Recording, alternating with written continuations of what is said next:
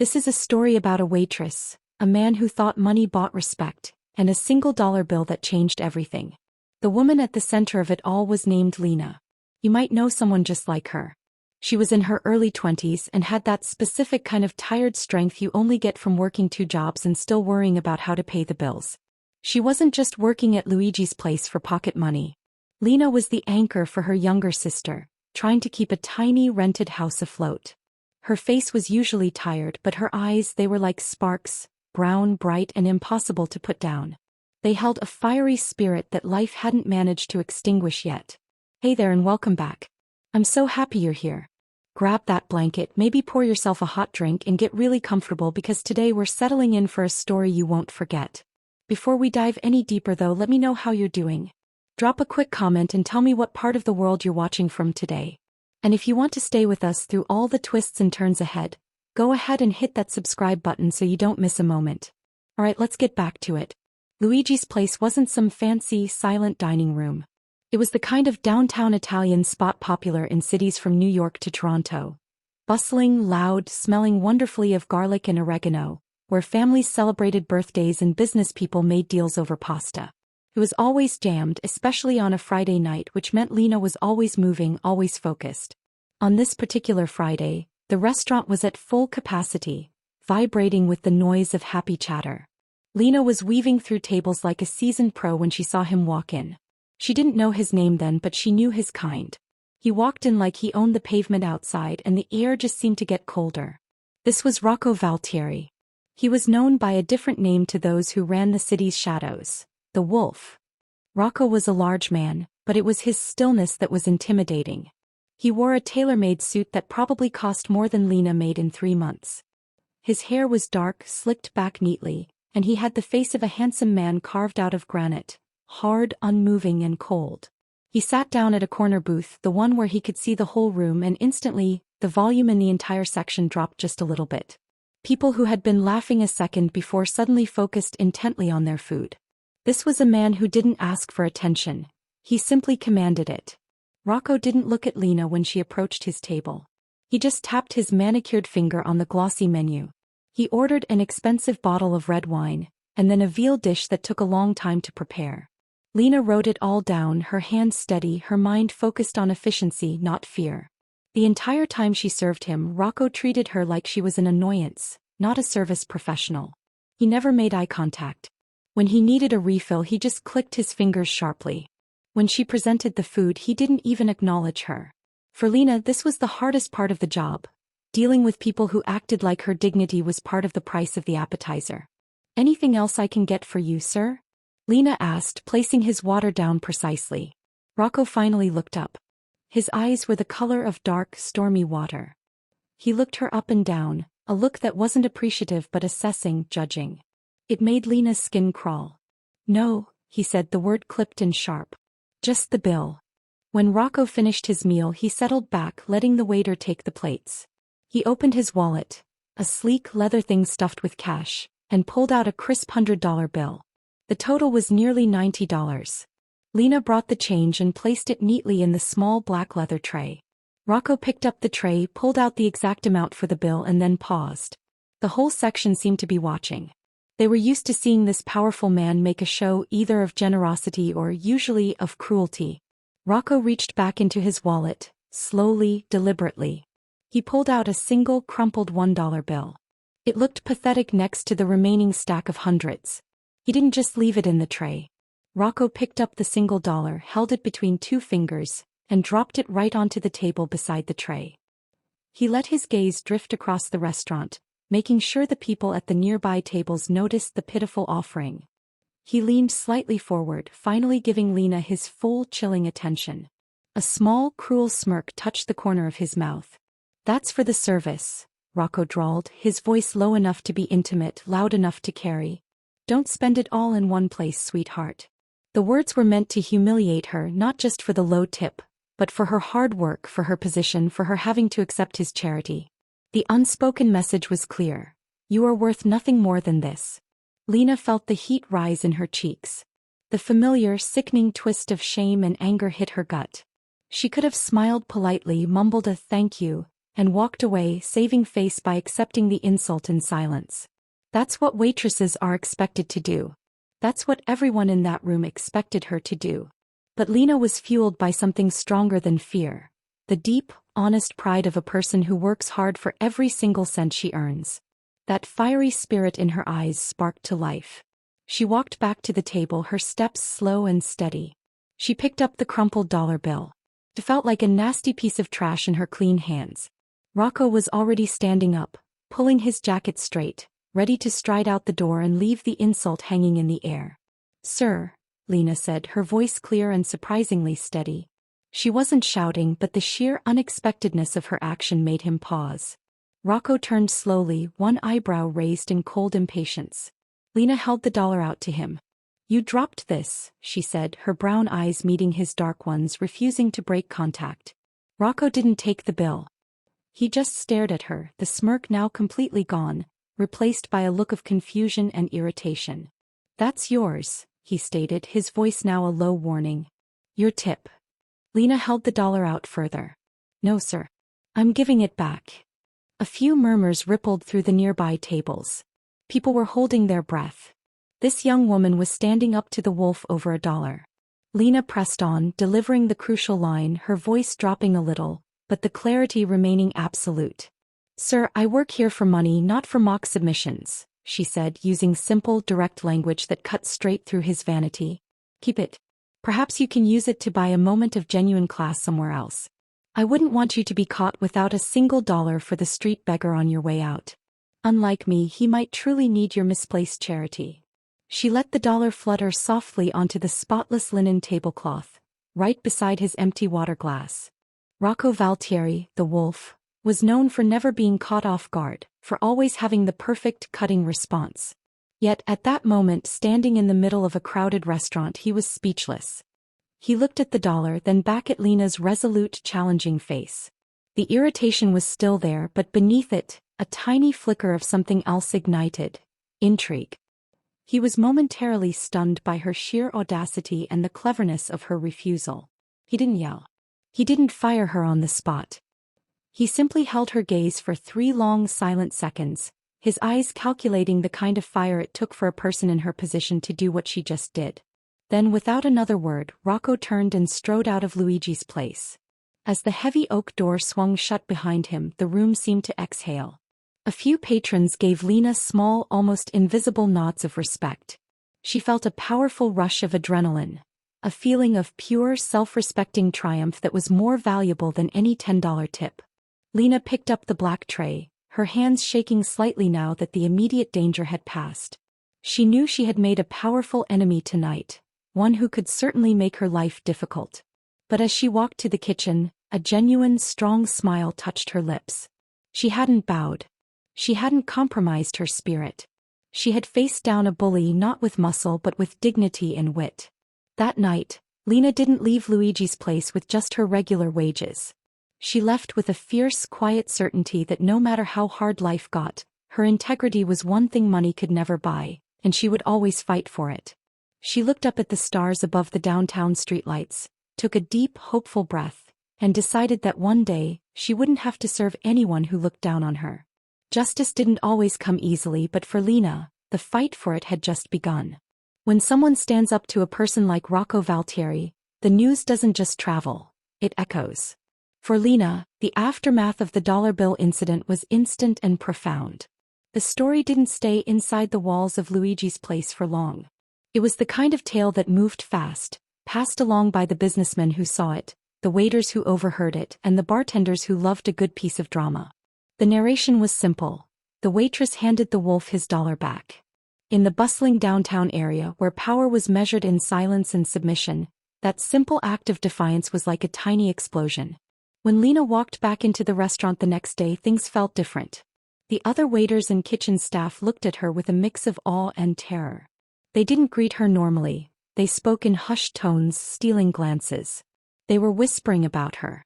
Her manager, a stressed man named Marco, pulled her aside into the cramped, hot pantry room filled with olive oil cans. "Lena," he hissed, wiping sweat from his forehead. "What possessed you? Do you know who that was? That wasn't just some rude tourist. You could have ruined this place. Lena stood tall, refusing to shrink under his fear. He humiliated me, Marco. In front of the whole restaurant. I only gave him back what he deserved. Marco just shook his head, his face pale. Dignity is a luxury, Lena. Survival is the rent we pay. Please. Lay low. Be invisible. But being invisible was now impossible. Word of her boldness was already attracting attention she didn't want. Lena started noticing the change in the customers. Most patrons were the usual happy, hungry crowds. But then there were the others. The men in suits who sat in the corner booths. The ones who spoke in short, low phrases and whose eyes were always restless. They were the ones linked, however loosely, to the network Rocco controlled. They wouldn't cause a scene, but their disdain was a heavy blanket. One evening, a group of 3 men with slicked-back hair deliberately left their table a wreck and pushed past her without apology. Another time, a man paid his bill and paused, staring at her with cold contempt. "Heard you got guts, girl," the man muttered, dropping a $5 bill on the table. "Guts don't pay the rent, though. Smart moves do." These interactions were like small, sharp threats, eroding the routine comfort of her job. The tension was constant. She felt the pressure building every time a door opened. Was this the day Rocco sent someone to teach her a lesson?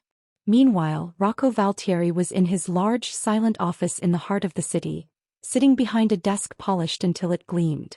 He should have been focusing on the stacks of documents or the maps spread out on his side table, but he wasn't. He was thinking about the waitress. Rocco was used to absolute control. He expected fear, respect purchased through intimidation or greedy fawning. That was the natural order of things. Lena's rejection of his contempt, her refusal to accept his $1 tip, had been a genuine shock. It wasn't the loss of the dollar. It was the loss of the moment. She had turned his public display of mockery back on him, suggesting he was the one lacking class and charity. He found himself remembering her eyes, those bright, challenging brown eyes. They hadn't held fear. They had held pride. "She has fire," he muttered to himself, tracing the rim of his empty coffee cup. His right-hand man, a cautious, meticulous man named Silvio, stood nearby. "The waitress at Luigi's?" Silvio asked, his voice low. "I heard the stories. Should I handle it, boss?" A quiet word. "A minor inconvenience." Rocco shook his head slowly. "No. Leave her. Everyone else grovels. Everyone else hides. He didn't. She's interesting." Rocco was intrigued by the idea that someone so vulnerable, a young woman dependent on tips, would risk everything for a moment of dignity. It was a kind of strength he respected even though he knew he should crush it. The world Rocco lived in was full of people motivated by pure gain or pure fear. Lena's motivation was purity itself, self-respect. The whisper of her audacity was loud, even in his heavily insulated world, and he couldn't ignore it. It was like a splinter in his powerful, controlled existence. The tension escalated for Lena when she left Luigi's place. Her shift ended around 11, meaning she often walked through the quieter, less lit city streets to catch the bus toward her neighborhood. He was used to the routine. She walked quickly, her keys already clutched between her fingers, a small, habitual defense mechanism. But lately the familiar shadows felt heavier. The first time she noticed it was subtle. She was waiting at the bus stop, looking across the street at a parked, dark-colored sedan. The windows were tinted, but she had the distinct, chilling feeling of being observed. When the bus finally approached, the car's headlights flashed briefly before pulling away quickly, disappearing around the corner. It was nothing, she told herself. Just late-night traffic. But it happened again. 2 days later she was walking past a corner market, her small grocery bag clutched to her chest. She saw a man leaning against a lamppost, scrolling on his phone. He was unremarkable, a plain gray coat, a baseball cap pulled low. But as she passed, she glanced back instinctively. He wasn't looking at his phone. He was looking directly at her, and his hand quickly went into his pocket when he realized she saw him. A cold knot of fear tightened in Lena's chest. This wasn't just gossip anymore. This wasn't Marco's paranoia. She was being watched. She pushed the image of Rocco Valtieri out of her mind, trying to rationalize it as coincidence, as city paranoia. But the connection was too strong, too immediate. She had defied a powerful man, and now the shadows were paying attention. The walk home, once a mundane chore, became a tense, high-alert operation. She started varying her route, checking reflective shop windows and walking faster. She felt hunted, yet she told no one. Telling her sister would only frighten her, and telling the police seemed pointless. She had no proof, only a feeling and a single dollar bill incident. Despite the fear, something vital was changing within Lena. The feeling of being watched, though terrifying, only solidified her resolve. She realized that by giving Rocco back that dollar, she hadn't just saved her dignity, she had drawn a line in the sand. She wouldn't be bullied into silence or submission. That night she sat alone in her quiet kitchen, the cheap overhead light buzzing softly. She made a decision. She wouldn't quit her job and she wouldn't run. She would keep her head down but her eyes open. She had underestimated the power of the man she faced, but she was realizing perhaps he had dramatically underestimated the quiet, fierce strength of the woman he had tried to mock. She felt the fear, yes, but beneath it was a bedrock of hope. The hope that courage, even small courage, could sometimes change the game. She knew she was in danger, but she also knew she was awake now, ready for whatever came next. Life had taught Lena that trouble rarely sends a formal invitation. It usually just slams the door open. After the $1 tip incident, the feeling of tension at Luigi's place had become the new normal. Lena continued to navigate her shifts with professional stiffness, keeping her mind on her tasks and trying to ignore the constant low-level thrum of fear she carried. She was exhausted from looking over her shoulder outside and equally exhausted from the heavy atmosphere inside the restaurant. Tonight the restaurant was loud and cozy. Lena was serving table 7, a small, unassuming man named Mr. Henderson. He was a regular, a quiet accountant who came in every week for the lasagna and a small glass of Chianti. He was in his 50s, slight of build and nervously meticulous. He looked like the kind of person who worried about everything from taxes to traffic. As Lena brought him his breadsticks, Mr. Henderson looked unusually stressed. His eyes kept flicking toward the front door, his fork hovering nervously over his plate. "Is everything all right, Mr. Henderson?" Lena asked gently, noticing the tremors in his hands. He jumped slightly. "Oh, yes, Lena. Fine. Just, the city can be so loud tonight, can't it?" He spoke in clipped, hurried sentences and Lena knew he was lying. Something was deeply wrong. The front door didn't slam open, it was kicked open. The sudden, violent noise silenced the entire restaurant instantly.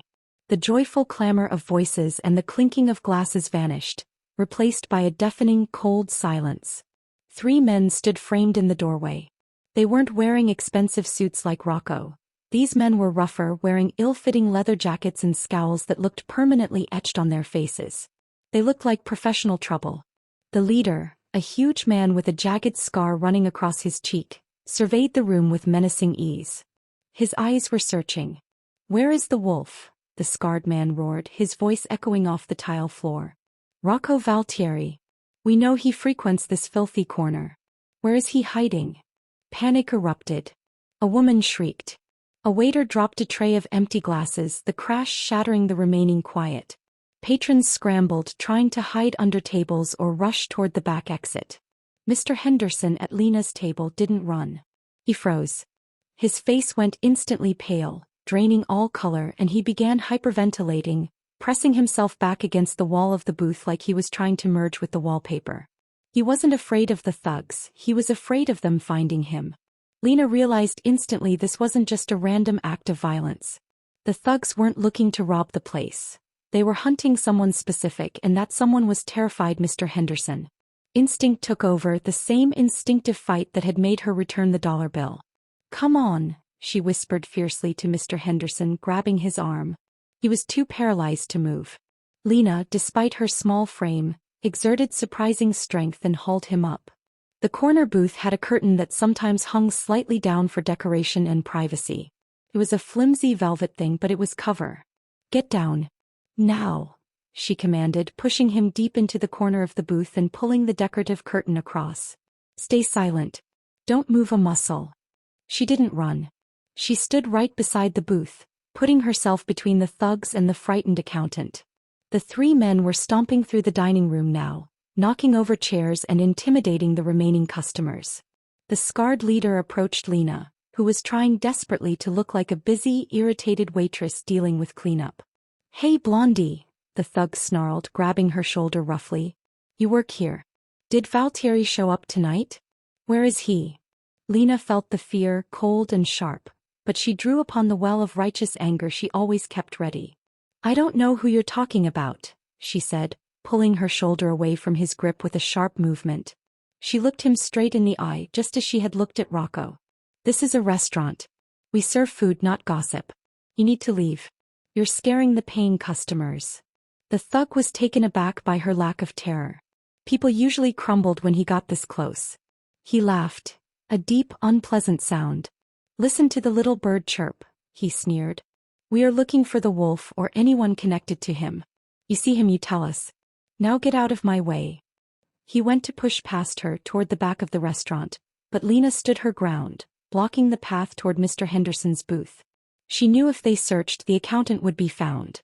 You need to speak to my manager, Lena insisted, injecting all the false confidence she could muster. He's in the office. You're disrupting my tables. In the precise, silent moment the scarred man raised his hand to shove Lena aside, the front door of Luigi's place opened again. It wasn't kicked open. It was opened with quiet, powerful deliberation. Rocco Valtieri walked in. He stopped just inside the entrance, taking in the chaos. The overturned chairs, the frightened staff, and the three intimidating thugs in the center of the room. His cold eyes landed instantly on the group and then immediately on Lena. He saw her standing defiantly, shielding a booth, her chin lifted high, directly confronting the largest of the men. Rocco hadn't planned to be there. He was passing by on his way to another engagement, but the instinct that kept him alive told him something was wrong. The thug's leader whirled around, recognizing Rocco instantly. The wolf, the scarred man yelled, dropping his focus on Lena. You slipped away for long enough. We have a message for you. The atmosphere changed completely. The fear of the customers was replaced by the terrifying, focused dread of watching a confrontation between predators. Rocco didn't raise his voice. He didn't rush. He simply took 2 steps deeper into the room, his stillness a greater weapon than any shouting. A message. Rocco's voice was dangerously quiet. I don't accept deliveries from garbage. A short, brutal fight erupted. It wasn't clean or dramatic like a movie. It was fast, efficient, and horrifyingly real. Rocco and Silvio, who had followed him in, dealt with the 3 thugs in under a minute, disabling them with ruthless precision that left them moaning on the floor. Silence returned, heavier and more profound than before. Rocco stood over the fallen men, straightening his expensive suit jacket as if dusting off crumbs. He dismissed the thugs with a glance to Silvio, indicating they should be removed and dealt with. Then he turned and looked directly at Lena. She was still standing near Mr. Henderson's booth, her heart hammering against her ribs, but the fear had melted into shocked exhaustion. She didn't look triumphant, she looked fiercely protective. Rocco walked slowly toward her, ignoring the manager Marco, who was finally peeking out from the kitchen. He stopped a foot away from her. Up close, his presence was overwhelming. Why were you protecting that booth? Rocco asked, his voice low and for her ears only. Lena didn't hesitate. She didn't mention the frightened accountant. She simply stated the truth about her actions. They were destroying the restaurant, she said, her voice a little shaky now. And they were looking for trouble. It was my job to protect the place. Rocco stared at her for a long moment. He wasn't looking at the waitress who had mocked his tip. He was looking at a woman who, facing 3 armed men, had instinctively chosen to stand her ground and protect a vulnerable person, simply because it was right. She wasn't motivated by money or fear. She was motivated by a core, unbending integrity. He realized then that this waitress had the kind of inner courage that most of the men he controlled lacked entirely. It was a terrifying, admirable quality. You are reckless, Rocco finally said, the words not quite a threat but certainly a warning. Lena met his gaze. And you arrived just in time to prove that recklessness sometimes pays off, she countered quietly, giving him the credit he deserved for the rescue. Rocco almost smiled. The corner of his lip twitched. Perhaps, he conceded. He reached out, his large hand moving with surprising gentleness, and tucked a stray strand of hair behind Lena's ear, a small, intimate gesture that shocked both of them. His fingers briefly brushed her cheek, and the touch lingered, charged with unspoken recognition. Then he dropped his hand. The moment of connection was broken. Get your manager to clean this up, he commanded, his voice returning to its authoritative gravel. Without looking back, Rocco walked toward the exit, leaving silence and chaos in his wake. Lena watched him go, touching the cheek where his hand had rested.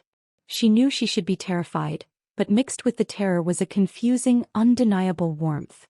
He had seen her at her bravest and he hadn't crushed her. He had acknowledged her. Mr. Henderson finally crawled out of the booth, shaking with gratitude. "Lena, you saved me." "Thank you." Lena just nodded, unable to speak, her thoughts consumed by the man who had just left. She had stood up to him with $1, and now he had stood up for her in a moment of pure danger. She knew the man was dangerous, ruthless, and terrifying. But tonight she had seen his power used for something other than cruelty. It was a confusing, terrifying, and strangely hopeful realization. Her life was more complicated now, but she had seen the tiny spark of decency behind the wolf's cold exterior, and that knowledge was a strange, powerful light in the dark. The adrenaline from the night of the thugs faded, leaving Lena with a shaky, profound realization. She was now directly involved in the world she had spent her entire life running from. To understand Lena's fierce independence, you had to look at her childhood. She didn't grow up on some quiet, picture-perfect street. He grew up in the shadow of organized crime. Not because she chose it, but because of the man she loved the most. Her father, Arthur. Arthur was a good man, honest and hardworking. He ran a small, successful trucking company, one that operated near the docks. In any major city, the docks are where honest work meets the less-than-honest world, and Arthur, unfortunately, was dragged into the current. He had been promised a lucrative contract years ago by men who claimed they were just local partners but who were, in fact, entrenched in the old organized crime structure. Arthur thought he was getting a business loan. What he got was a heavy burden of debt and an impossible favor. The betrayal came swiftly and cruelly. When Arthur couldn't deliver what the shadowy figures demanded, they didn't just take his company. They ruined his name, left his family destitute, and forced him to leave the city suddenly and quietly, desperate to protect his daughters.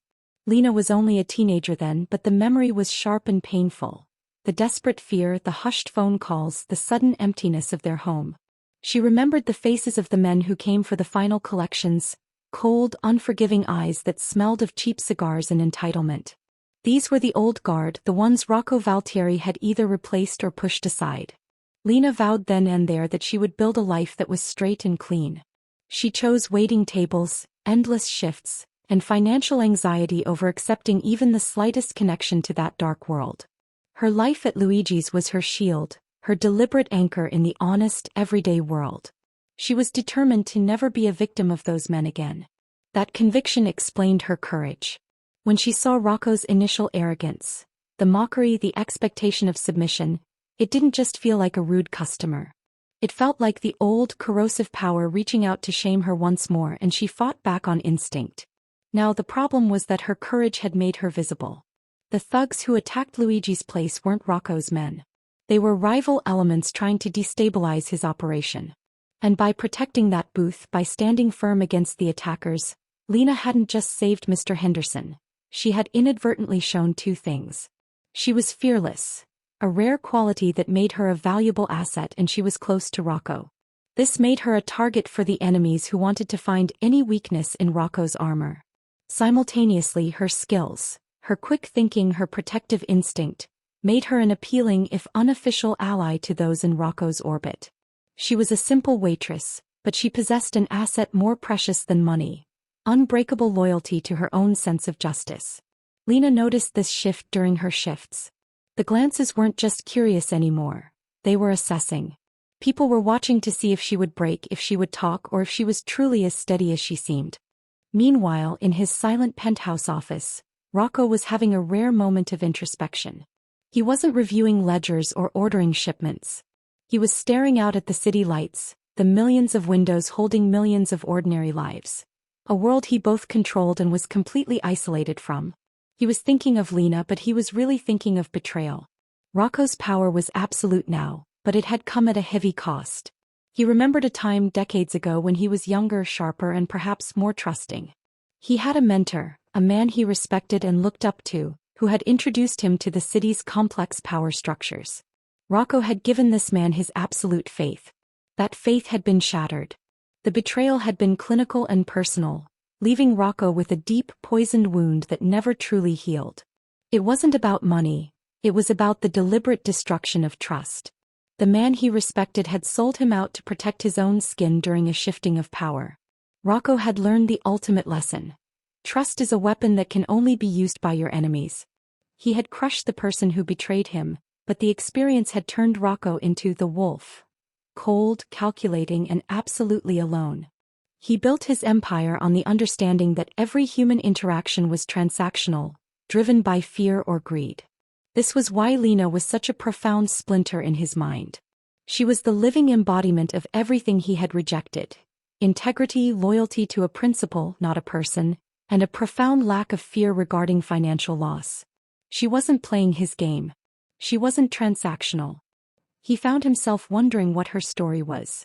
What kind of fire had forged that kind of defiance in a person who lived so close to the edge of financial ruin? She should have taken the dollar and walked away, choosing safety and subservience. Why hadn't she? She reminds me of how stupid I was, Rocco muttered, picking up a heavy glass paperweight on his desk. He wasn't thinking of his youth. He was thinking of the sheer naive belief in a principle that betrayal had extinguished in him. He was a man who lived in a fortress of cynical protection.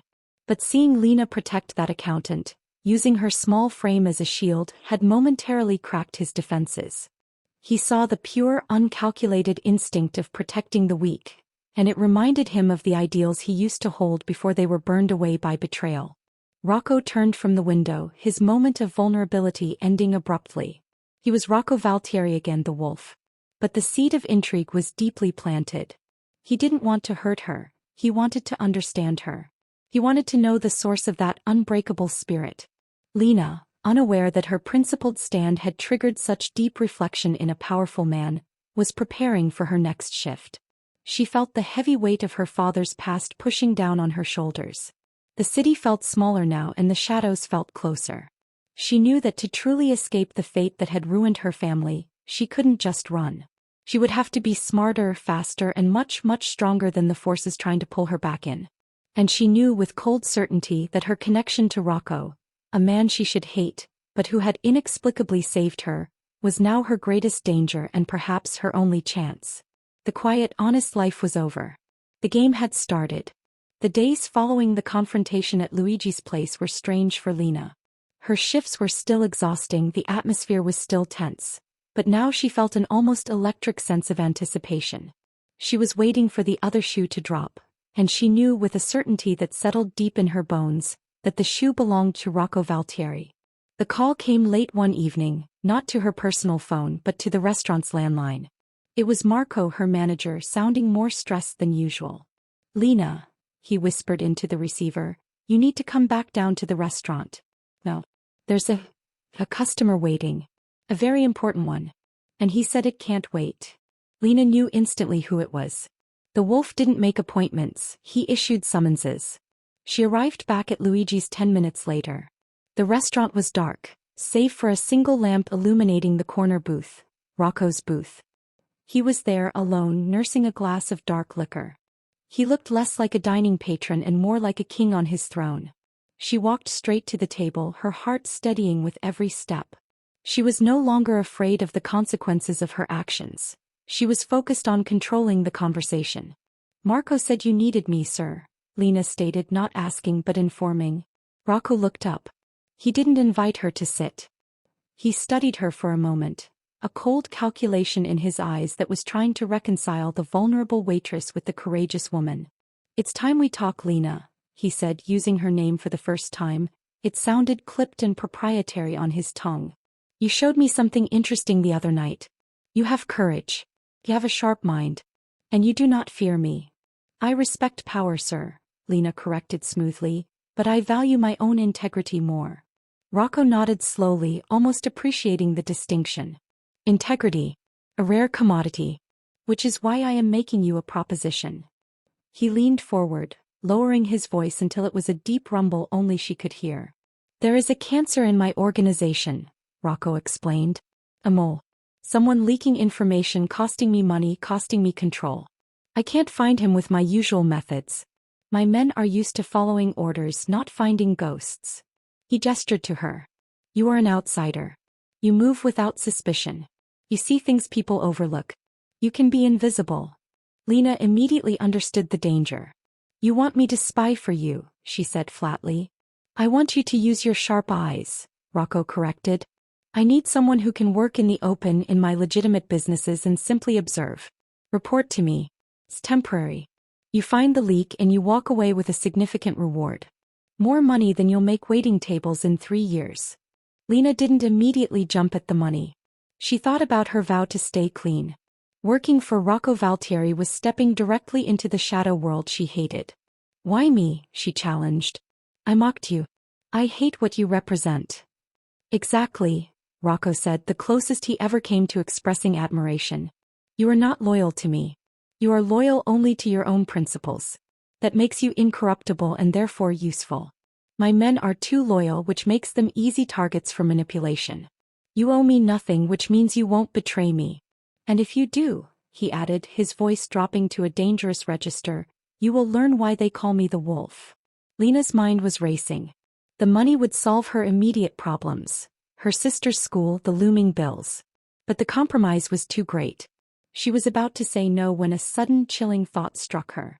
She remembered the way her father had talked about the men who betrayed him, the local partners. She remembered the precise structure of the old, established crime network. What if the mole Rocco is looking for is connected to the men who ruined my father? The truth of the matter was her father's downfall wasn't random. It was orchestrated by high-level players who needed leverage. If Rocco was trying to clean house, and if that cleanup involved eliminating the remnants of the old guard who had betrayed her family, then this was an opportunity, the only opportunity, to get close to the truth and perhaps finally gain justice for Arthur. What exactly would I be doing? She asked, her voice tight with controlled emotion. You will be a temporary, administrative assistant, at one of my logistics offices, Rocco explained. You will be invisible, looking at faces, listening to conversations, seeing who is nervous when I mention certain details. You report only to me. Lena looked at the dark liquor in his glass, then at his unreadable face. This was a deal with the devil. But the need for justice, the fierce, burning need to expose the men who had hurt her father, outweighed the fear. I have one condition, Lena stated, surprising both herself and Rocco. Name it.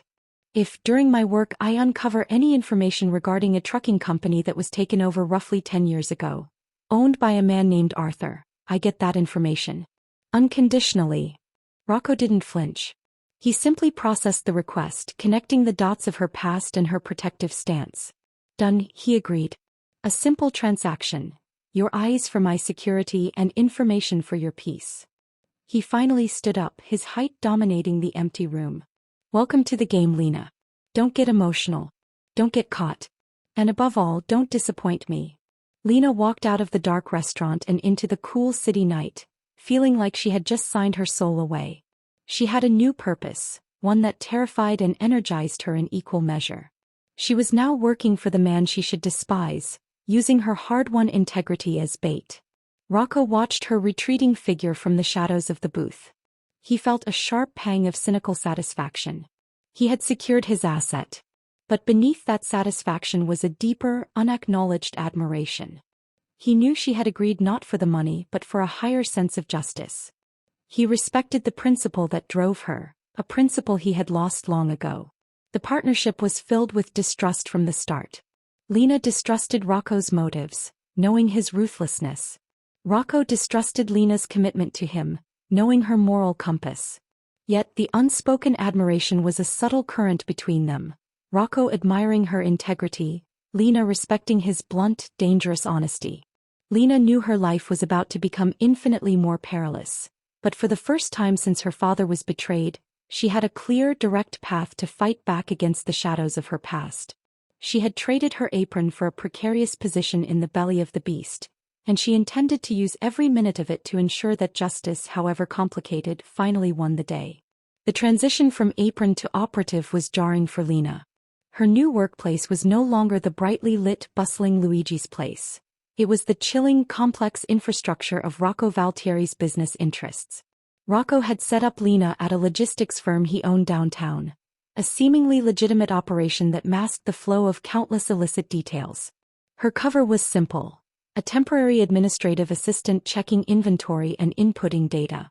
Her real task, however, was to find the crack in the foundation, the person leaking the location and timing of high-value operations. Rocco didn't ease her in.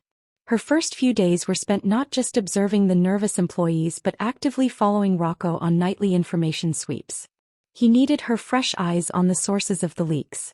One particular night, the investigation led them to the heart of the city's hidden nightlife, a notoriously exclusive underground club called the Crimson Key, a place where deals were made in dark corners and fortunes changed hands with a whisper. "Watch the nonverbal cues," Rocco instructed Lena as they walked through the heavy ornate doors. He was dressed flawlessly in a dark suit, and Lena wore a simple sophisticated black dress borrowed from a friend, a deliberate attempt to blend into the shadows. Who avoids eye contact? Who is too loud? Who is pretending to be invisible? Lena kept her gaze sweeping the room. It was loud, throbbing with music and packed with people. She focused on the faces, training her waitress skills, reading needs and moods on the dangerous crowd. The target of the night was a middle-aged man named Angelo, a longtime contact of Rocco's who had recently become erratic. They watched Angelo from a raised balcony area. Rocco pointed out a waiter who served Angelo a drink. "Look at the coaster," Rocco murmured to Lena. "It's clean. But watch when he places the drink down." Lena watched. The waiter didn't just place the drink. He scraped the edge of the coaster slightly against the table edge as he walked away. It was a movement so small, so subtle, only the sharpest eye would notice. "That's a code," Lena realized, her voice hushed. "A signal." Rocco nodded, his eyes never leaving Angelo. "They think my men are blind. They think they're smart." A moment later, Angelo glanced down at the coaster, rubbed his finger across the tiny, almost invisible scratch, and then quickly checked his phone. "He's communicating with someone who just saw the signal," Lena deduced, adrenaline mixing with sharp focus. "He's the leak." Suddenly, Angelo looked up, his eyes sweeping the balcony. He was clearly looking for someone. He hadn't seen Rocco, but he sensed surveillance. He grabbed his jacket and bolted toward the back entrance. "He knows we're here," Rocco snapped, moving instantly. "Let's go." The club's back alleys were a maze of dumpsters and fire escapes, dark, slippery, and dangerous. Rocco and Lena were chasing Angelo when a black sedan, clearly waiting, sped into the alleyway, tires screeching. Two men jumped out, clearly intending to ambush Rocco and secure the mole. "Ambush!" Rocco yelled, shoving Lena hard against a brick wall for protection. Rocco pulled out a handgun, a moment that solidified the terrifying reality of the world Lena had entered, and exchanged fire with the men, pinning them down behind the sedan. They were trapped and Angelo had disappeared. "We need to move," Rocco barked, reloading quickly. Lena didn't panic. She looked around frantically, her waitress instincts, which thrived on solving immediate problems with limited resources, kicking in.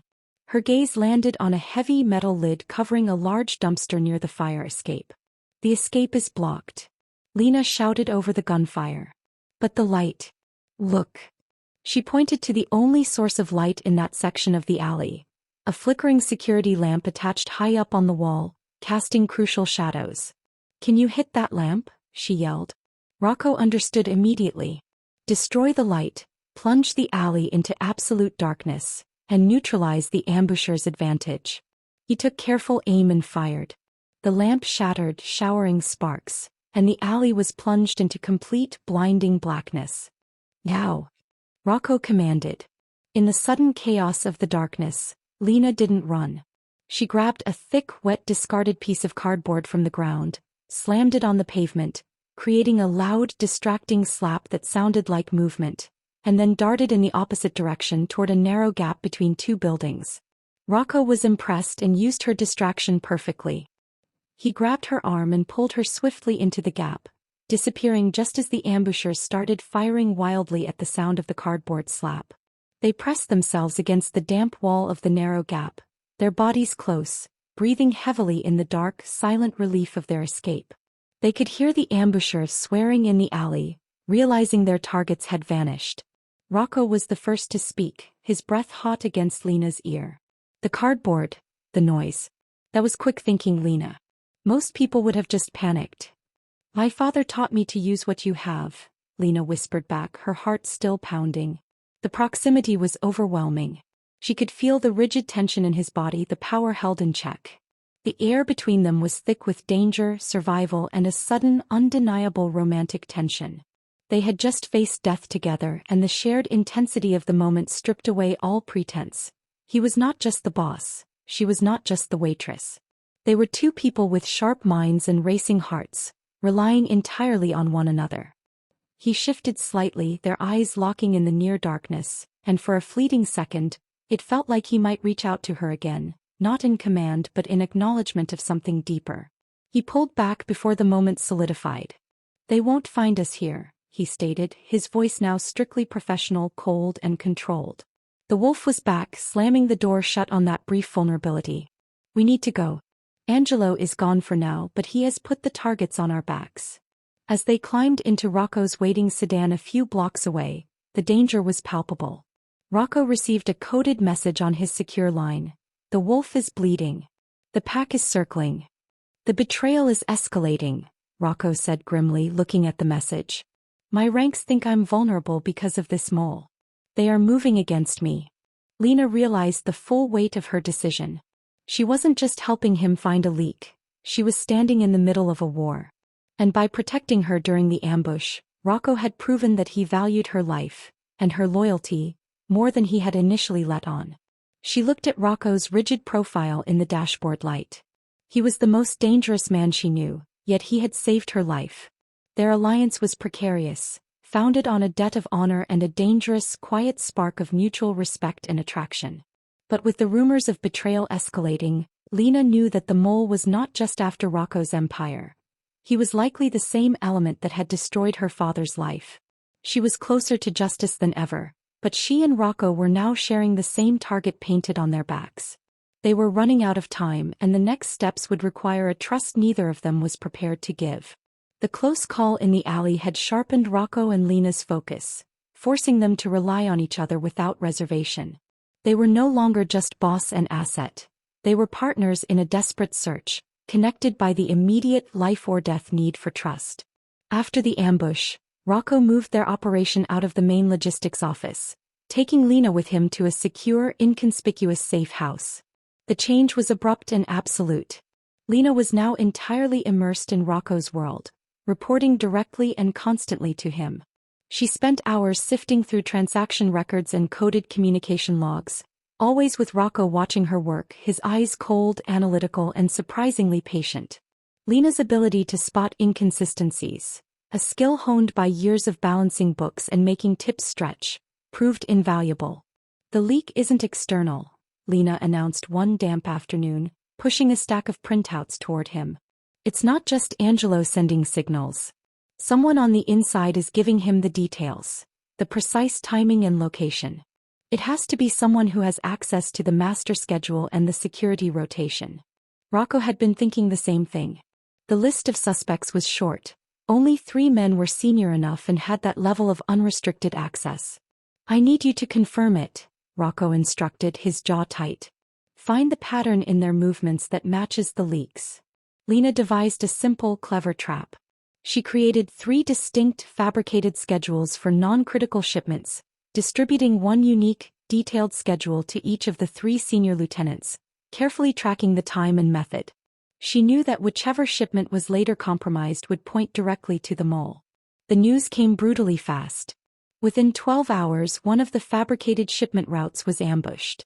It was minor. A few trucks damaged, no high-value assets lost, but the timing was perfect. Rocco called Lena into his secure office.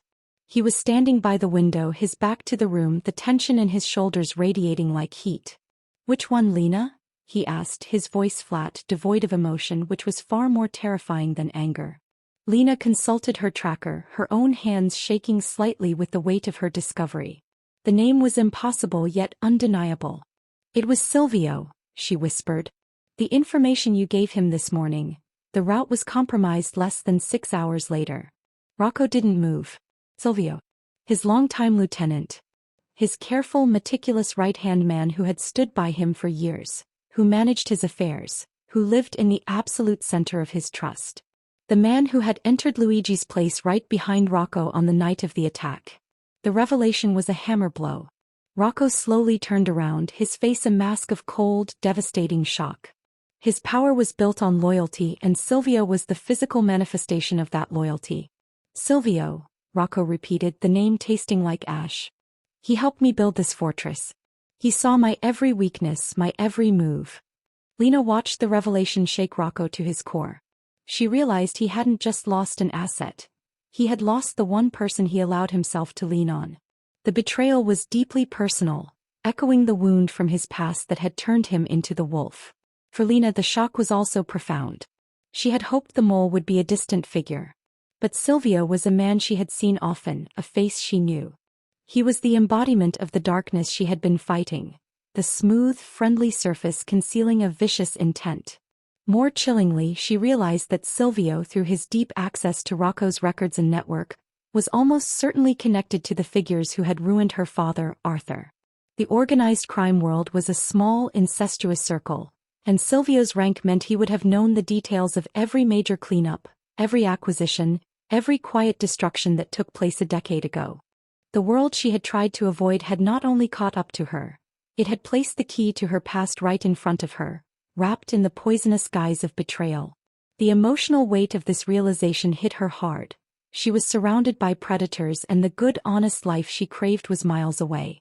The tension in the safe house was suffocating. Rocco was reeling, processing the betrayal. Lena moved toward him instinctively, not out of fear but out of a sudden, deep sense of shared solitude. "Rocco," she said softly, using his first name for the first time, acknowledging him as a man, not just a boss. "He betrayed you because he saw an opportunity, not because of anything you did." Rocco looked at her, his eyes cold and dangerous, but beneath the ice she saw the pain. He saw her, the waitress who had risked her life for a principle, standing by him when the man he had trusted for years was revealed to be a snake. "He used my trust as a weapon," Rocco murmured, his gaze intense. "The same way the others did years ago." "Then we use this," Lena urged, her voice steady. "We use the shock. We expose him before he can do more damage. He thinks you're blinded by loyalty, so we use your weakness as bait." Their alliance solidified in that instant. Lena, guided by her moral code, became his anchor, his strategist. Rocco, stripped of his lifelong trusted shield, became emotionally reliant on Lena's clarity and courage. He didn't have to pretend with her. She saw the powerful man, but she also saw the profound damage done by years of distrust. They stood side by side, united by the danger Silvio represented. They were an unlikely pair, the Mafia boss and the waitress, bound by a shared desire for justice against an unexpected betrayer. The subtle romantic tension intensified, not through flirtation, but through the profound, unspoken acknowledgement of their growing emotional reliance. They were the only two people in that room who understood what it meant to be burned by misplaced trust. And they would face the danger together. With Silvio identified as the mole, the stakes were no longer just about Rocco's empire, they were about Lena's entire past. The need for evidence against Silvio was desperate, and that evidence was locked in digital records and paper trails that Lena now painstakingly analyzed. Working late into the night at the secure safe house, Lena dove into the deep records of Rocco's organization, specifically focusing on files related to old debt collections and land acquisitions from a decade prior. She was looking for anything that tied Silvio to the men who had hurt her father. It didn't take long for her sharp mind to find the horrifying connection. She found a series of detailed, annotated files from 10 years ago regarding the hostile takeover of several small trucking and logistics companies near the city docks. Tucked within the documentation was a file titled, "Arthur, Settlement and Acquisition." Lena's breath hitched. That was her father. The notes, scribbled in the margins, identified the chief orchestrator of the debt trap and subsequent ruin of Arthur's company.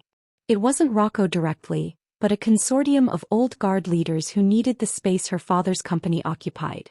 And beneath the scribbled names of the consortium, in a distinctive, precise handwriting that Lena had seen on countless internal memos, was a single chilling signature confirming the final execution of the plan. Silvio. The man who had betrayed Rocco was the same man who had engineered the betrayal and ruin of Lena's father. The web of vengeance became devastatingly clear. Silvio wasn't just a mole.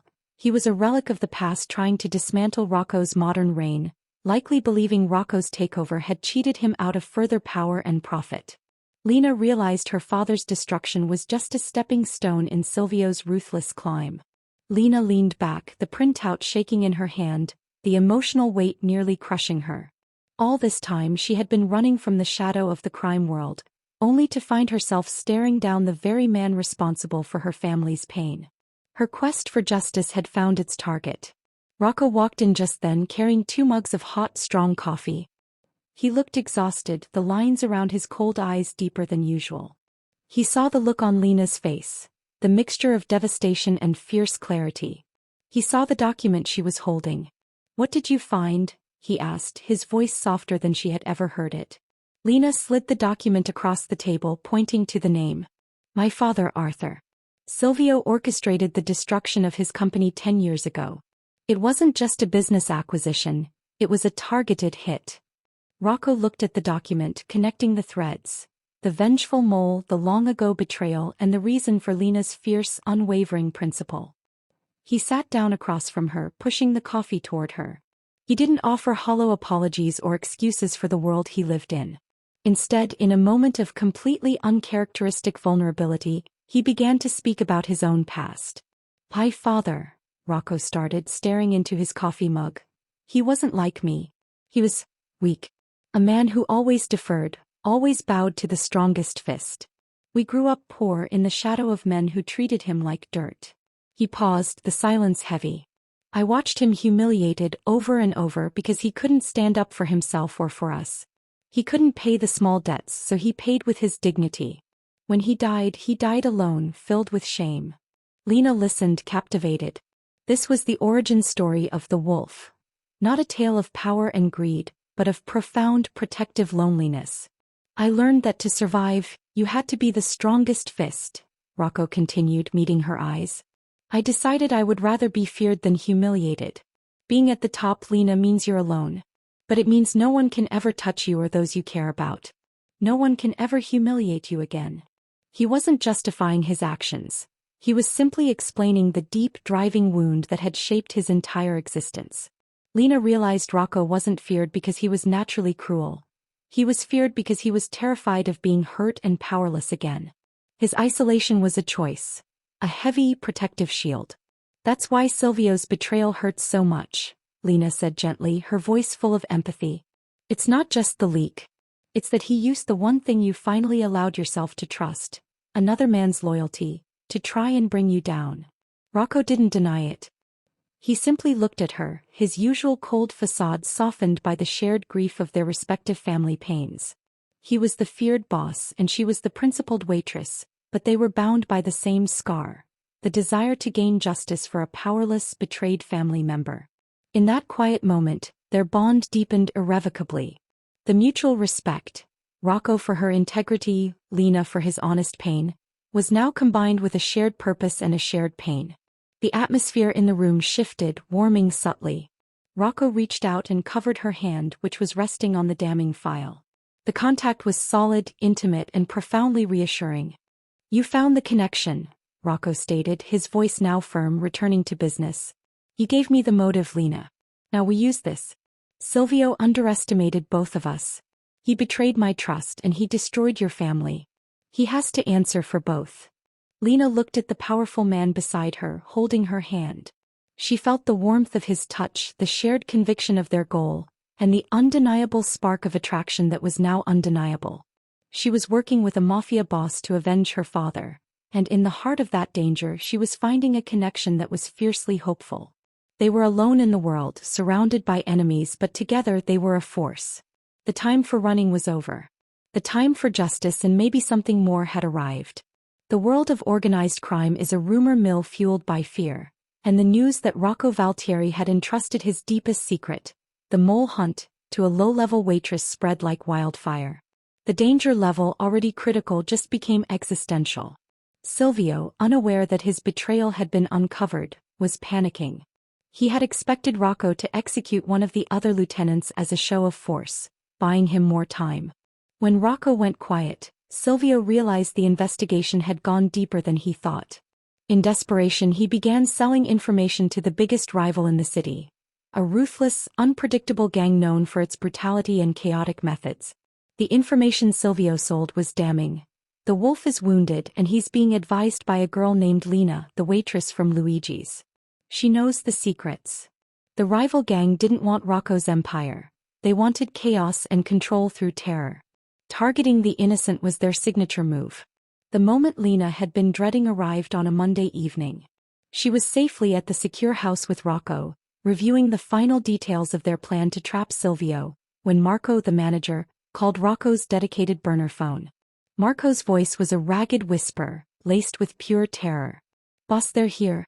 A group of men. They're trashing the place. They asked for Lena. They said if she doesn't show up, they'll make an example of everyone." Rocco's face turned instantly to stone. He slammed the phone down. "Rival gang. They know about you and they're using the restaurant to draw you out.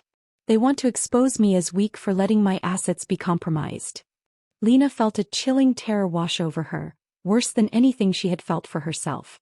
This wasn't about her dignity or Rocco's power. This was about innocent lives. Marco, the kitchen staff, the hard-working waiters she knew by name, the regular customers. "They're baiting me," Lena realized, her voice tight. "They want me to go there." Rocco was already moving toward the arsenal cabinet, his focus absolute. "You stay here. I'm going to shut this down. I will not compromise the operation, but I will not let them touch the staff."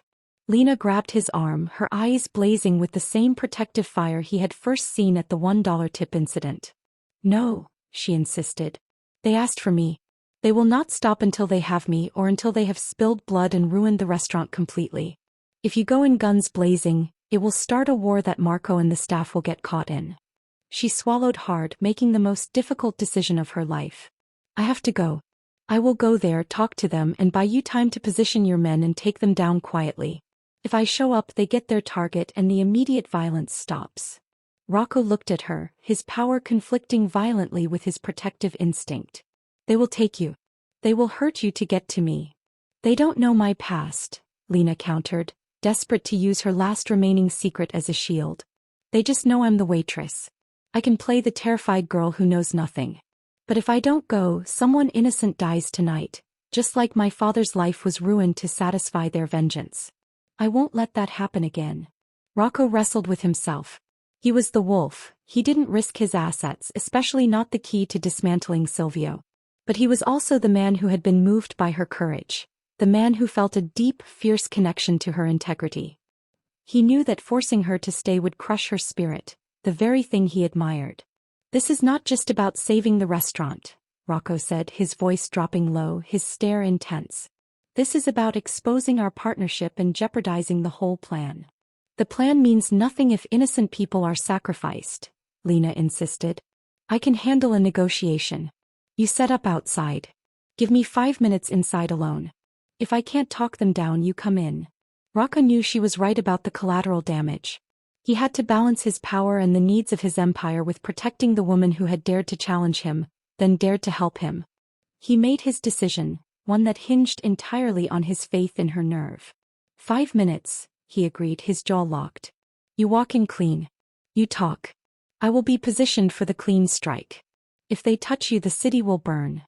Lena grabbed her jacket and walked out the door, her heart a drumbeat of terror and determination. As she sped toward Luigi's, she called her younger sister, keeping her voice casual, telling her she might be late, to go ahead and watch the movie without her. She was tying up loose ends just in case. When she arrived near the restaurant, the street was strangely quiet, but the light spilling out of the front window was sporadic, a sign of the destruction inside.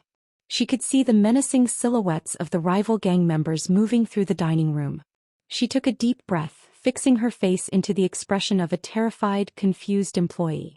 As she approached the door, she knew she was walking toward the culmination of everything. The $1 tip, her father's betrayal, Rocco's trust, and her own courage. The stakes had never been higher. Lena was about to put her life on the line to save strangers, knowing that in doing so she risked completely unraveling the justice she was so close to securing. She stepped through the shattered door, announcing her presence, the silence of the panicked restaurant engulfing her. The tension was now thick enough to cut, threatening to explode into violence at any moment. Lena's decision to walk into Luigi's place alone was the catalyst.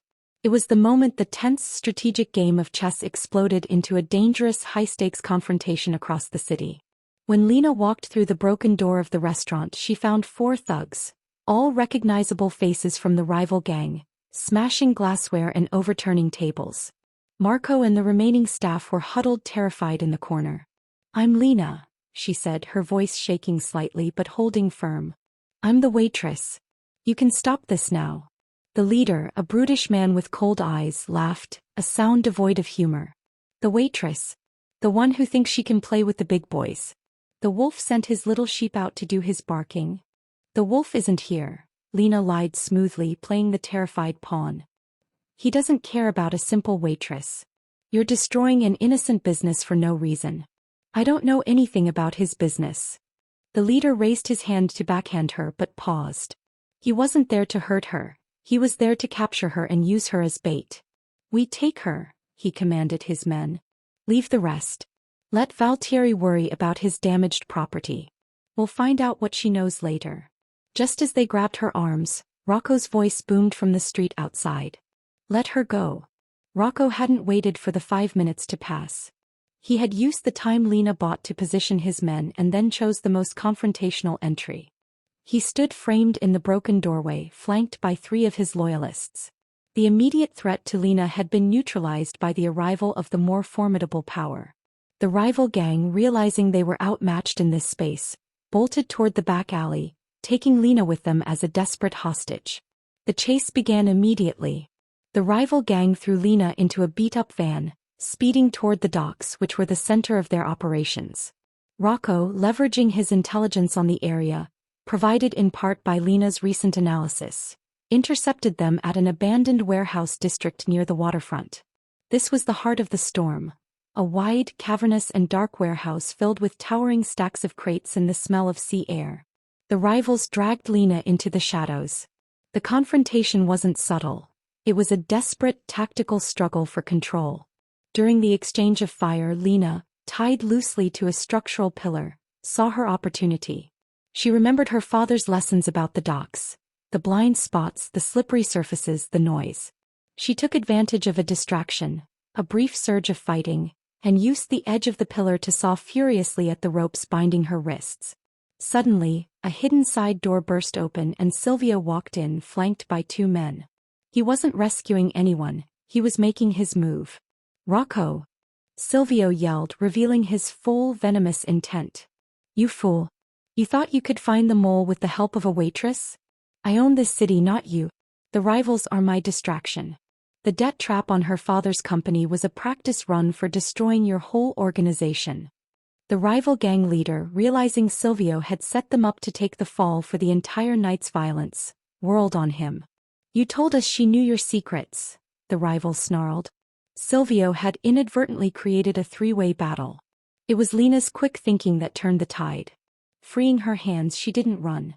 She spotted a weak link in the chain, a heavy, rusting chain hanging from a cargo lift.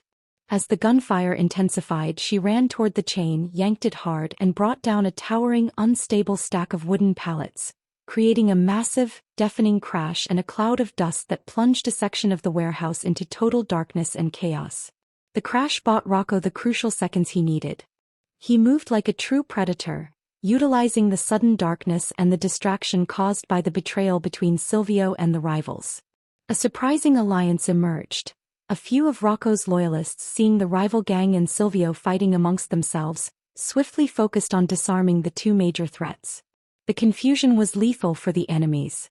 When the dust settled, the rivals were subdued and Silvio was pinned down by Rocco's men, his treacherous face contorted in rage and defeat. Rocco immediately rushed to Lena. He found her standing by the fallen stack of pallets, breathing heavily but completely unharmed, her clothes dusted with wood shavings, her eyes bright with adrenaline and triumph. "You brought down the whole wall," Rocco stated, his voice a mixture of awe and relief. He reached out and cupped her face, his gaze searching her eyes. "It was the fastest way to stop the firefight," Lena explained, her voice steady. They were too focused on the noise. In that moment, standing amid the wreckage and the subdued threats, Rocco realized the extent of her value.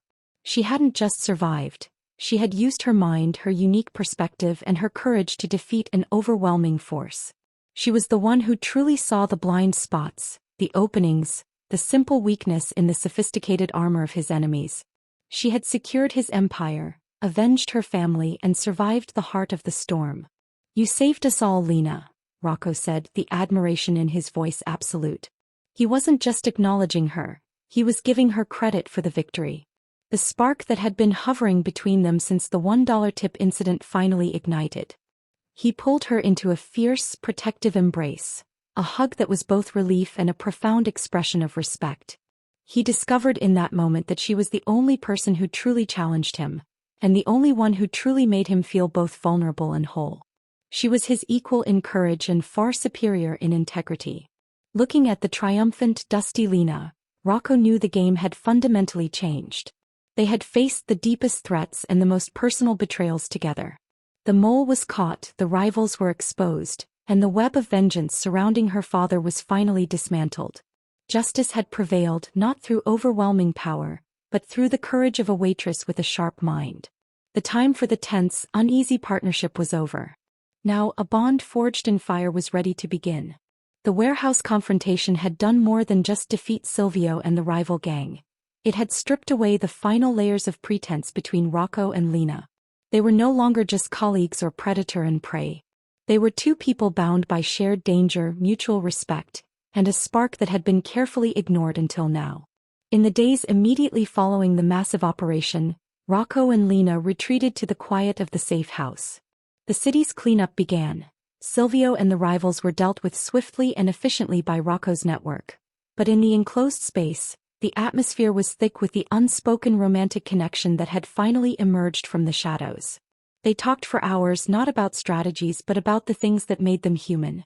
Rocco, relaxed for the first time in years, spoke openly about the crushing weight of leadership and the isolation it brought.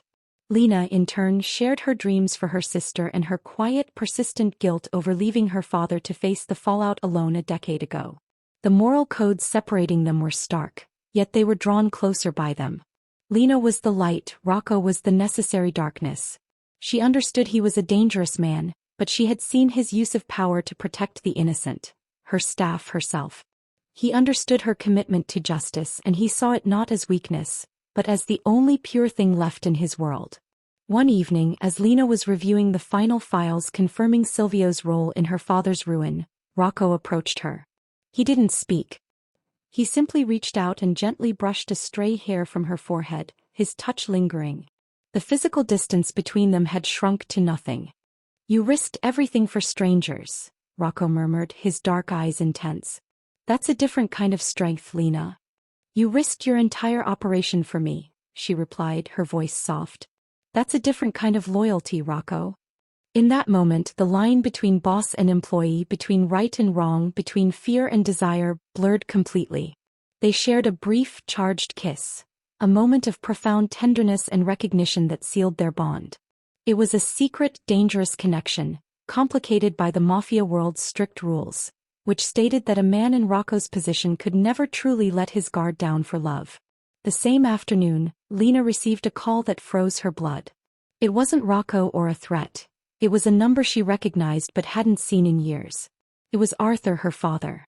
Lena rushed to a discreet meeting place, a quiet cafe tucked away in a suburban town outside the city limits. When she saw him, older, grayer, but instantly recognizable, the shock and pain of the last 10 years hit her. "Dad," she whispered, rushing to him. After the initial tearful reunion, the conversation turned serious. Arthur had heard whispers of the recent chaos downtown, of a powerful man and a waitress who fought back. He knew Lena was involved. "What are you doing, Lena?" Arthur demanded, his eyes wide with fear. "You promised you would stay out of that life. It destroys everything it touches." Lena, armed with the truth, confronted him gently. "I went in to find justice for you, Dad. I found the man who engineered the betrayal, Silvio. He's been dealt with." Arthur looked away, unable to meet her gaze. "Lena, you don't understand. The man you're fighting, the one you're working with, he's dangerous. But the betrayal, it wasn't just Silvio's fault." He took a shaky breath and revealed a secret Lena had carried as unresolved guilt for a decade. When they came for the company, I was supposed to deliver a shipment. I was exhausted, terrified, and I messed up. I took the wrong truck route. I panicked. The men who came after me, they didn't just target me because of debt. They used my mistake, my failure, to take everything. I wasn't an innocent victim, Lena. I was weak and I didn't protect you and your sister. I let them win. This revelation changed everything. Lena's deepest motive, her fear of failure, her drive for uncompromising justice, was built on a flawed foundation. She had always viewed her father as a perfect victim of cruel men. Now she saw him as a flawed, terrified man who made a mistake under pressure. I left not just to protect you, but because I was ashamed of my weakness, Arthur confessed. I was terrified that the same fear would take hold of you. Lena realized her motivation wasn't just about justice for Arthur. It was about conquering her own fear of the shame that had broken him. She had chosen to fight because her own motive was intertwined with his weakness. Returning to the safe house, Lena found Rocco waiting. She told him everything her father confessed. Rocco listened, his expression softening with empathy. Your father did what he thought was necessary to survive. He chose shame over exposing his family to violence. That's not weakness, Lena. That's a different kind of terrible choice that men in my world face every day. He looked at her, his love for her honesty clear in his eyes. You have faced the absolute worst of my world and you haven't compromised who you are. Your loyalty is to your conscience, and that is why I trust you completely. Lena realized the blurred lines weren't just between them, they were in her own heart. Justice wasn't always clean, loyalty wasn't always perfect, and love could exist even in the darkest, most complicated places. She loved Rocco, the dangerous man who had given her the chance to fight for justice, and she could finally forgive her father, the flawed man who had feared the fight. Their bond deepened, built now on absolute truth, shared secrets, and the understanding that in their complicated lives, they were each other's only sanctuary. She had stepped into the shadow world, and in doing so she had finally found clarity, hope, and an unexpected love. The brief peace following the confrontation was shattered by the immense pressure of their intertwined worlds. Justice had been served, but the cost was the absolute destruction of Lena's independent life and the exposure of Rocco's deepest vulnerabilities. Rocco's enemies were swift and merciless. Even with Silvio neutralized, the chaos he had created left cracks in the empire. Major figures in the city, sensing weakness and a shift in power, began to move aggressively. Money flow stopped, key properties were compromised, and the pressure mounted on Rocco's loyalists. Rocco, usually a fortress of calm efficiency, was showing the strain. He worked relentlessly, fighting fires across the city, his focus pulled tight between defending his organization and protecting Lena, who was now unequivocally his partner and his weakness. He wasn't just losing business. He was losing sleep, control, and his carefully cultivated detachment. He was realizing that loving Lena meant risking the entire foundation of his safety, because she was the one thing he couldn't afford to lose and therefore the one thing his enemies would target. The cost of their love was the stability of his empire. The pressure escalated further with an unexpected, destabilizing return. One chilly afternoon, Rocco received a message confirming a meeting request he had ignored for weeks. A woman from his past, Isabella, had returned to the city. Isabella wasn't just an old flame, she was a powerful, beautiful, and ruthless operator in the criminal underworld. A woman who had once been slated to marry Rocco to solidify a crucial alliance before their relationship dissolved in mutual distrust years ago. Isabella walked into the safe house with the confidence of someone who belonged there. She was stunning, impeccably dressed, and spoke in the clipped, cold language of power that Rocco understood perfectly. "You're soft, Rocco," Isabella stated, watching the exhausted man across the table. "This mess with the rivals, the waitress, it shows weakness. You need to stabilize and you need a partner who understands the rules." Her return was a cold, harsh reminder of the life Rocco had been bred for. She offered him the stability he desperately needed to save his empire, and a commitment that didn't require the moral complication Lena brought. Lena walked into the room just as Isabella was making her calculated offer, and the air instantly became electrified. Lena saw the woman who represented everything Rocco was supposed to be: powerful, ruthless, and perfectly suited to his dangerous world. Isabella saw the soft spot, the weakness, the ordinary woman who was threatening an empire. Isabella gave Lena a dismissive glance. You should know your place, waitress. Rocco has a war to fight. Lena didn't flinch. She looked only at Rocco, waiting for him to draw the line. Later, when Isabella had left, Lena faced Rocco, her own conflicting emotions warring inside her. She loved him, but she couldn't sacrifice her soul for his safety. She's right, Rocco, Lena admitted, her voice trembling slightly. She is what you need to survive. She understands the rules. I don't. And I won't.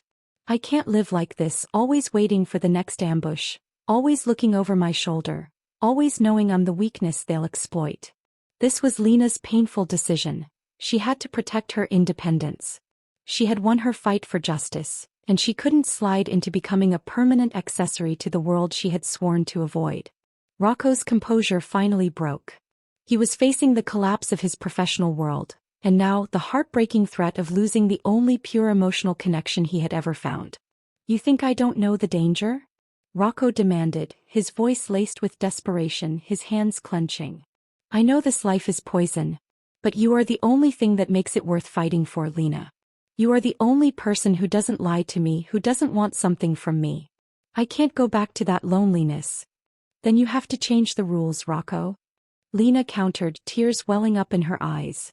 You have to choose a different life, outside the power, outside the betrayal. If you choose Isabella, you choose the empire, and you choose the lie. If you choose me, you choose a fight to build something clean, something real. But you can't have both. It was a heart-wrenching emotional confrontation. Lena's demand wasn't a threat. It was a devastating statement of her moral truth. She was asking him to dismantle the fortress he had built around his heart and his life. Rocco was forced to face the emotional collapse of his identity. He had become the wolf to avoid being humiliated and weak, but in pushing Lena away, the source of his only happiness, he realized he would be sentencing himself to an eternal, devastating loneliness.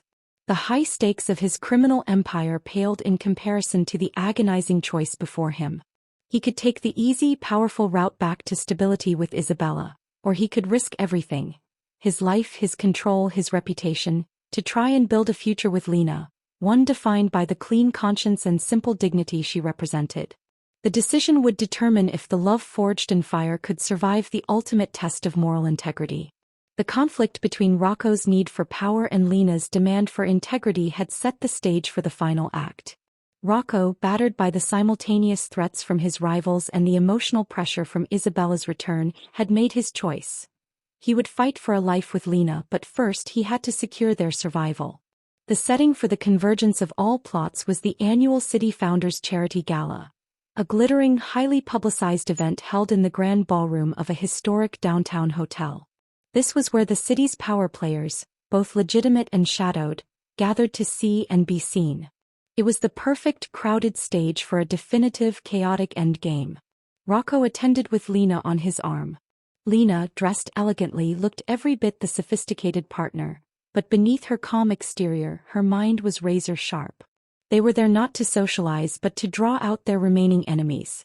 Rocco, using a calculated leak, let it be known that he was using the event to meet with a major investor to secure a critical loan, stabilizing his empire, bait designed to lure both the desperate remnants of the rival gang and the vengeful mole Silvio, who was still at large, into a single decisive confrontation. As the evening progressed, the air grew thick with tension. Rival gangs. The residual elements of the rival gang, driven by the chaos Silvio had caused and seeking to finish Rocco while he was exposed, positioned themselves near the main entrance, ready to strike when Rocco stepped outside. The mole's vengeance. Silvio, seeking personal vengeance for his humiliation, was spotted lurking near the service entrance, armed and desperate. Forbidden emotions. Isabella was also there, watching Rocco and Lena with icy contempt, representing the life of power and control Rocco was risking for love. She was a silent, dangerous witness to the drama. Family secrets.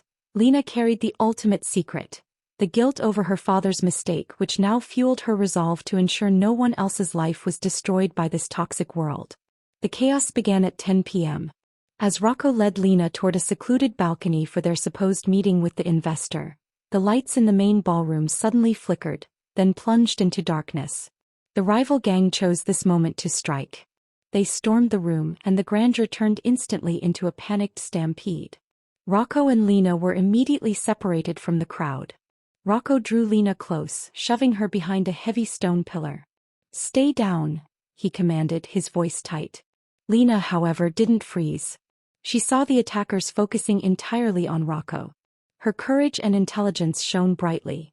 She realized that the power had been cut at the main fuse box, and if they restored the light, they would blind the attackers and expose the positions of everyone in the chaotic room. The service hall. "I saw the circuit breakers," Lena yelled over the din of panic, pointing toward the kitchen entrance. Relying on each other completely, Rocco provided cover, drawing the fire of the rival gang, while Lena, moving like a phantom through the darkness, darted toward the service corridor. She found the main panel and, with a surge of adrenaline, slammed the breakers back up. The ballroom was instantly flooded with harsh, blinding light. Exposed in the sudden illumination, the rival gang scattered, but Silvio saw his chance. He lunged out from the service corridor, not toward Rocco but toward Lena, aiming a direct, final blow of vengeance for the downfall of his plans. Rocco reacted instantly, throwing himself between Silvio and Lena. The collision was brutal, but it protected Lena. While Rocco wrestled with Silvio, Lena grabbed the only weapon available, a heavy brass trophy from a nearby display table, and swung it with all her strength, connecting sharply with Silvio's head, knocking him unconscious and ending the mole threat once and for all. The rival gangs were subdued by Rocco's men, who had been waiting in position. The immediate danger was over. Rocco looked at Lena, bruised and shaken but triumphant, his admiration and love for her absolute. They had faced the storm and won together. As the police sirens wailed outside and Rocco's men began securing the scene, a character emerged from the shadows of the ballroom, walking slowly toward them. It wasn't Silvio or the rival boss. It was Isabella. She stopped a few feet away, her beautiful face devoid of emotion. She wasn't carrying a weapon, but her silence was more dangerous than any gun. "It was clever," Isabella said calmly, looking at the unconscious Silvio. "But messy." Rocco stared at her, confusion clouding his victorious gaze. "What are you talking about, Isabella?" "Silvio was an idiot," she continued, looking from Rocco to Lena, her eyes burning with cold resentment. "He was greedy and sloppy. I just gave him the opportunity to fail." Lena's blood ran cold as she understood the implication. Isabella's return was too perfectly timed with the escalating chaos. "You knew about the mole," Lena whispered, piecing the fragments together. "You let the leak continue. You returned to exploit the instability." Isabella smiled, a chilling, predatory expression. "I offered you a choice, Rocco. Stability or chaos. You chose chaos, believing in this girl's principles. I needed you weak, desperate, and alone so you would return to me. I wasn't just offering you a marriage, Rocco. I was offering you a clean, stable empire, one I orchestrated for you. I was orchestrating events from the shadows." Isabella was the ultimate puppet master, letting Silvio and the rival gangs destroy Rocco's network just enough to force him back into her orbit and eliminate the unpredictable threat of Lena. Her betrayal was purely strategic and absolute. Rocco looked at the woman he was supposed to marry, the woman who represented his safe future, and saw only a cold, calculating monster. He realized the true depth of the danger. He hadn't just fought rival gangs. He had fought an inside power play designed to destroy his most precious emotional connection. Isabella simply gave him a sharp, warning glance. "The game isn't over, Rocco. You chose the amateur. Let's see if your little waitress can save you from me." She turned and vanished into the exiting crowds, leaving Rocco and Lena standing in the ruined ballroom, facing the chilling truth. Their victory was temporary, and the greatest threat was not the mole, but the calculating woman from Rocco's past. The shattered glass and overturned tables of the grand ballroom were cleaned up by the morning, but the emotional debris left behind by Isabella's chilling revelation clung to Rocco and Lena. The crisis was over, but the consequence of their choices was just beginning to unfold. Rocco immediately moved Lena to a remote, fortified location outside the city, a quiet sanctuary where Isabella's influence couldn't reach them immediately. The shock of the final betrayal had rendered Rocco subdued. Isabella's cunning had been absolute. She hadn't just used Silvio, she had used Rocco's own attachment to Lena as leverage, forcing him to make a choice that weakened him precisely when he needed strength. Rocco looked at Lena, his usual cold power tempered by a profound humility. "I was blind," he admitted, sitting by a roaring fireplace, the silence of the countryside a stark contrast to the city's noise. I spent my life trusting no one, only to trust Isabella's desire for control. She represented safety, the easy answer. You represent the hard truth, Lena. Lena understood. Isabella was the comfort zone of darkness. Lena was the terrifying leap into the light. Their victory had come at a high cost, demanding not just bravery, but a total reassessment of everything Rocco valued. The days that followed were filled with quiet moments of reflection and the intense process of rebuilding trust. Rocco needed to prove to Lena, and to himself, that he was serious about the life she demanded. He began systematically dismantling the most corrosive and morally gray parts of his empire, separating his legitimate businesses from the shadowed operations. It was a painful, difficult process, costing him millions and drawing sharp, worried protests from his remaining lieutenants. Lena was his anchor throughout this transition. She didn't force the change, but her presence was a constant moral compass. She showed him that true power wasn't just control. It was the ability to choose integrity over expediency. Rocco realized that his perception of power had changed forever. It was no longer about fearing humiliation or being the strongest fist. It was about protecting the handful of people and principles he truly cared about. He was still Rocco Valtieri, powerful and formidable, but the wolf was learning to protect the sheep, not just the lair. For Lena, her perception of loyalty and love was also fundamentally altered. She had gone from fearing the organized crime world to understanding its inner workings. She learned that loyalty could be a deadly weapon, Silvio, but also a powerful foundation, Rocco. Her love for Rocco wasn't simple. It was a testament to the belief that even the darkest hearts could be redeemed by the choice of love and conscience. She finally reconciled the shame surrounding her father. She had fought and won against the consequences of his weakness, allowing her to forgive him fully. Her independence wasn't about avoiding the shadow. It was about standing bravely within it and demanding the light. The consequences of their choices were visible in their daily lives. Rocco had lost significant parts of his empire, reducing his wealth and immediate influence, but he had gained something priceless: moral clarity and a partner who saw his soul, not his title. He was safer now, ironically, because his targets were fewer and his motives cleaner. Lena had given up her anonymity and safety, stepping fully into a world of risk, but she had achieved her deepest goal: justice for her family and the love of a man who was willing to change his entire life for her. She was no longer just a waitress, she was a partner, a strategist, and the moral core of a powerful man. One evening, looking out at the calm, rolling hills, Lena leaned her head against Rocco's shoulder. "She'll be back," Lena murmured, referring to Isabella. "She won't let this go." Rocco wrapped his arm tightly around her. "I know. But next time the fight won't be about saving my power. It will be about defending our life, Lena. And that's a fight I will never lose. Because now," he said, turning his head to look at her, a rare, genuine smile touching his lips, "I have everything to lose and everything to fight for." They were changed forever, two unlikely partners bound by fire, ready to face the world, and the calculating threat of Isabella, together. Their love was unconventional, born in danger, but it was real, built on the solid foundation of honesty and shared strength. Rocco's transition was slow but steady. He hadn't abandoned his power entirely. That would have been naive and dangerous, but he had redirected it. The former Mafia boss was now focused on legitimate, large-scale urban development and logistics, using his influence to navigate political and economic spheres rather than criminal ones. His reputation was still formidable, but it was shifting from the wolf to the unstoppable. And right beside him was Lena. She had earned her place not as an associate or a trophy, but as a true, balanced partner, both personally and professionally. Lena used her sharp mind not just for strategy but for ethics. She reviewed contracts, ensuring fairness, and monitored the operational decisions, acting as the moral compass for the entire organization. The professional balance was perfect. Rocco provided the strength and the high-level negotiation. Lena provided the integrity and the sharp-eyed focus on detail. Their office, unlike the cold, dark headquarters of the past, was a sleek, bright space overlooking the city, a physical representation of their future. Lena was always there, her presence a constant reminder of the choice he had made. The final scenes were filled with small, powerful moments that showed the victory of their hearts.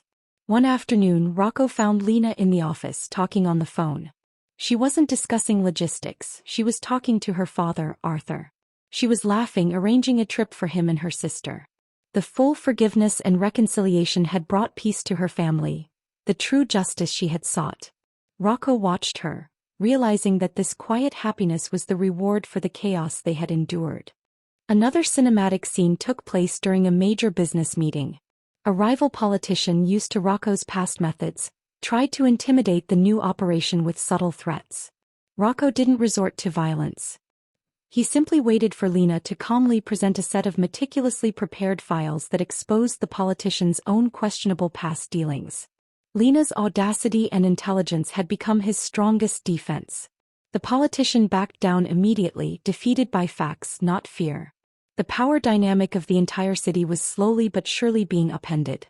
The story closes on a quiet evening in their new home. A beautiful, modest house that felt warm and real, a world away from Rocco's sterile penthouse.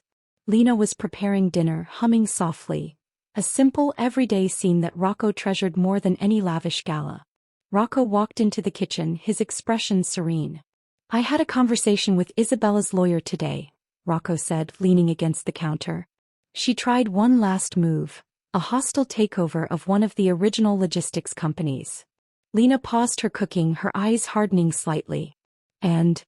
Rocco smiled, a genuine warm smile that reached his eyes, a smile she had earned through sheer courage. "She failed. She used the old playbook, the threats, the debt leverage. But we were ready for her. We used integrity against her greed and transparency against her secrecy." He walked up to Lena and gently took her hand, pressing a soft kiss to her knuckles. "She doesn't understand the new balance, Lena," he murmured. "She thought power was about what you take. You taught me it's about what you choose to protect." He pulled a small velvet box from his pocket. It didn't hold a massive flashy diamond that symbolized wealth, but a beautiful, simple antique ring.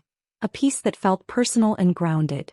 "The rules of the old world are broken," Rocco said, looking deep into her eyes. "I chose you. I choose this life. Will you choose to make this new, balanced life permanent, Lena? Will you marry me?" Lena's eyes filled with tears, not of sadness but of overwhelming hope. She saw the man who had been the cold wolf, now standing before her as a vulnerable partner, willing to sacrifice his old kingdom for a shared future of honesty. "Yes," she whispered, her voice thick with emotion. "I choose this balance. I choose us." As Rocco gently slid the ring onto her finger, the final shot focuses on their intertwined hands. The hand of the former Mafia boss, now committed to a clean slate, held by the hand of the courageous waitress whose integrity and audacity had upended even the most fearsome world. They had faced down the shadows, and in the end justice, loyalty, and a powerful, deep love had won. They weren't just surviving. They were thriving, proving that the greatest strength comes not from fear, but from the simple courage to do the right thing. We have come to the end of the story. Thank you for watching to the end. Share your opinion about this story in the comments below.